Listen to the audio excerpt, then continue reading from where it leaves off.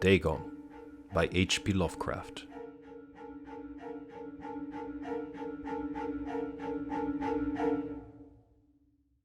I am writing this under an appreciable mental strain, since by tonight I shall be no more, penniless and at the end of my supply of the drug alone which makes my life endurable. I can bear the torture no longer, and shall cast myself from this garret window into the squalid street below.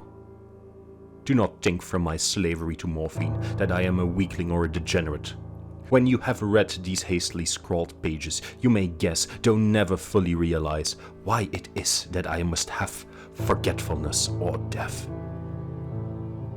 It was in one of the most open and least frequented parts of the broad Pacific that the packet of which I was supercargo fell a victim to the German sea raider.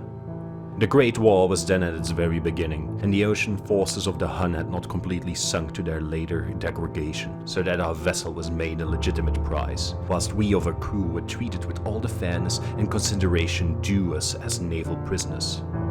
So liberal indeed was the discipline of our captors that 5 days after we were taken, I managed to escape alone in a small boat with water and provisions for a good length of time. When I finally found myself adrift and free, I had but little idea of my surroundings. Never a competent navigator, I could only guess vaguely by the sun and stars that I was somewhat south of the equator. Of the longitude I knew nothing, and no island or coastline was in sight. The weather kept fair, and for uncounted days I drifted aimlessly beneath the scorching sun, waiting either for some passing ship or to be cast on the shores of some habitable land. But neither ship nor land appeared, and I began to despair in my solitude upon the heaving vastness of unbroken blue. The change happened whilst I slept. Its details I shall never know, for my slumber, though troubled and dream-infested, was continuous. When at last I awaked, it was to discover myself half sucked into a slimy expanse of hellish black mire which extended about me in monotonous undulations as far as I could see, and in which my boat lay grounded some distance away. Though one might well imagine that my first sensation would be of wonder at so prodigious and unexpected transformation of scenery, I was in reality more horrified than astonished. For there was in the air and in the rotting soil a sinister quality which chilled me to the very core.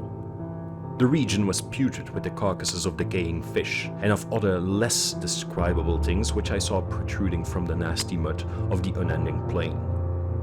Perhaps I should not hope to convey in mere words the unutterable hideousness that can dwell in absolute silence and barren immensity. There was nothing within hearing, and nothing in sight save a vast reach of black slime. Yet the very completeness of the stillness and the homogeneity of the landscape oppressed me with a nauseating fear. The sun was blazing down from a sky which seemed to me almost black in its cloudless cruelty, as though reflecting the inky marsh beneath my feet.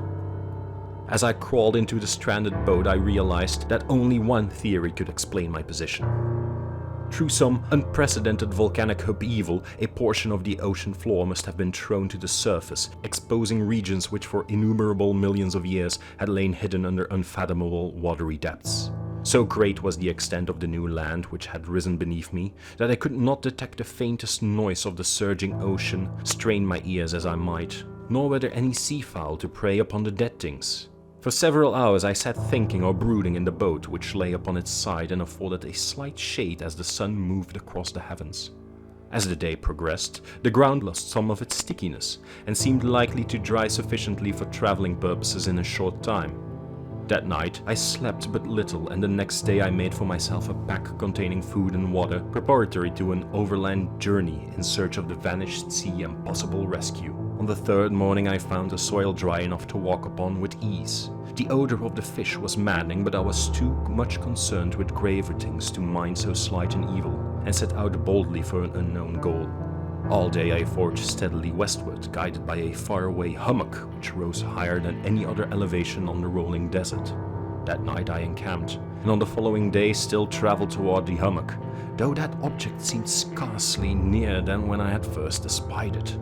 By the fourth evening I attained the base of the mound, which turned out to be much higher than it had appeared from a distance, an intervening valley setting it out in sharper relief from the general surface. Too weary to ascend, I slept in the shadow of the hill. I know not why my dreams were so wild at night, but ere the waning and fantastically gibbous moon had risen far above the eastern plain, I was awake in a cold perspiration, determined to sleep no more. Such visions as I had experienced were too much for me to endure again, and in the glow of the moon, I saw how unwise I had been to travel by day. Without the glare of the parching sun, my journey would have cost me less energy. Indeed, I now felt quite able to perform the ascent which had deterred me at sunset. Picking up my pack, I started for the crest of the eminence. I have said that the unbroken monotony of the rolling plain was a source of vague horror to me, but I think my horror was greater when I gained the summit of the mount and looked down the other side, into an immeasurable pit or canyon whose black recesses the moon had not yet soared high enough to illumine. I felt myself on the edge of the world, peering over the rim into a fathomless chaos of eternal night. Through my terror ran curious reminiscences of Paradise Lost and of Satan's hideous climb through the unfashioned realms of darkness. As the moon climbed higher in the sky, I began to see that the slopes of the valley were not quite so perpendicular as I had imagined. Ledges and outcroppings of rock afforded fairly easy footholds for a descent, whilst after a drop of a few hundred feet, the declivity became very gradual. Urged on by an impulse which I cannot definitely analyze, I scrambled with difficulty down the rocks and stood on the gentler slope beneath, gazing into the Stygian deeps where no light had yet penetrated. All at once, my attention was captured by a vast and singular object on the opposite slope, which rose steeply about 100 yards ahead of me, an object that gleamed wildly in the newly bestowed rays of the ascending moon. That it was merely a gigantic piece of stone I soon assured myself, but I was conscious of a distinct impression that its contour and position were not altogether the work of nature.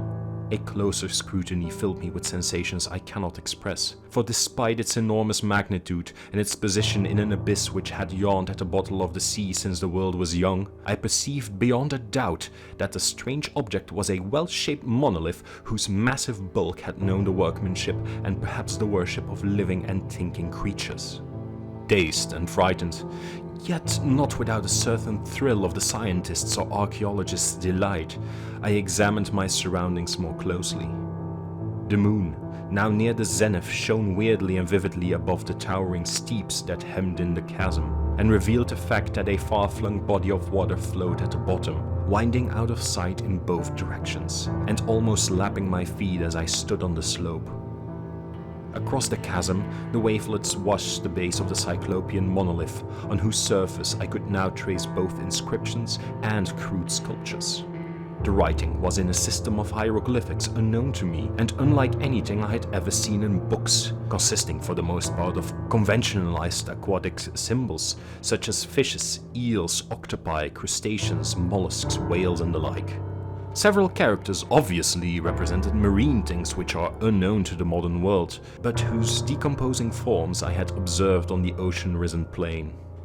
It was the pictorial carving, however, that did most to hold me spellbound. Plainly visible across the intervening water on account of their enormous size were an array of bas-reliefs whose subjects would have excited the envy of Adoré. I think that these things were supposed to depict men. At least a certain sort of men, though the creatures were shewn disporting like fishes in the waters of some marine grotto or paying homage at some monolithic shrine which appeared to be under the waves as well. Of their faces and forms I dare not speak in detail, for the mere remembrance makes me grow faint. Grotesque beyond the imagination of a Poe or a Bulwer, they were damnably human in general outline despite webbed hands and feet, shockingly wide and flappy lips, glassy, bulging eyes and other features less pleasant to recall. Curiously enough, they seem to have been chiseled badly out of proportion with their scenic background, for one of the creatures was shewn in the act of killing a whale, represented as but little larger than himself. I remarked, as I say, their grotesqueness and strange size, but in a moment decided that they were merely the imaginary gods of some primitive fishing or seafaring tribe. Some tribe whose last descendant had perished eras before the first ancestor of the Piltdown or Neanderthal man was born. Awestruck at this unexpected glimpse into a past beyond the conception of the most daring anthropologist, I stood musing whilst the moon cast queer reflections on the silent channel before me. Then suddenly I saw it. With only a slight churning to mark its rise to the surface, the thing slid into view above the dark waters. Vast, Polyphemus-like and loathsome, it darted like a stupendous monster of nightmares to the monolith, about which it flung its gigantic scaly arms, the while it bowed its hideous head and gave vent to certain measured sounds. Think I went mad then? Of my frantic ascent of the slope and cliff, and of my delirious journey back to the stranded boat, I remember little. I believe I sang a great deal, and laughed oddly when I was unable to sing. I have indistinct recollections of a great storm some time after I reached the boat. At any rate, I know that I heard peals of thunder and other tones which nature utters only in her wildest moods. When I came out of the shadows, I was in a San Francisco hospital, brought thither by the captain of the American ship which had picked up my boat in mid-ocean. In my delirium, I had said much, but found that my words had been given scant attention. Of any land upheaval in the Pacific, my rescuers knew nothing, nor did I deem it necessary to insist upon a thing which I knew they could not believe. Once I sought out a celebrated ethnologist and amused him with peculiar questions regarding the ancient Philistine legend of Dagon, the fish god. Soon perceiving that he was hopelessly conventional, I did not press my inquiries. It is at night, especially when the moon is gibbous and waning, that I see the thing. I tried morphine, but the drug has given only transient surcease and has drawn me into its clutches as a hopeless slave. So now I am to end it all, having written a full account for the information or contemptuous amusement of my fellow men. Often I ask myself if it could not have all been a pure phantasm, a mere freak of fever as I lay sun-stricken and raven in the open boat after my escape from the German man-of-war. This I ask myself, but ever does there come before me a hideously vivid vision in reply. I cannot think of the deep sea without shuddering at the nameless things that may at this very moment be crawling and floundering on its slimy bed, worshipping their ancient stone idols and carving their own detestable likenesses on submarine obelisks of water-soaked granite. I dream of a day when they may rise above the billows to drag down in their reeking talons the remnants of puny war-exhausted mankind. Of a day when the land shall sink and the dark ocean floor shall ascend amidst universal pandemonium. The end is near. I hear a noise at the door, as of some immense, slippery body lumbering against it. It shall not find me. It shall not find me. God, that hand. The window. The window!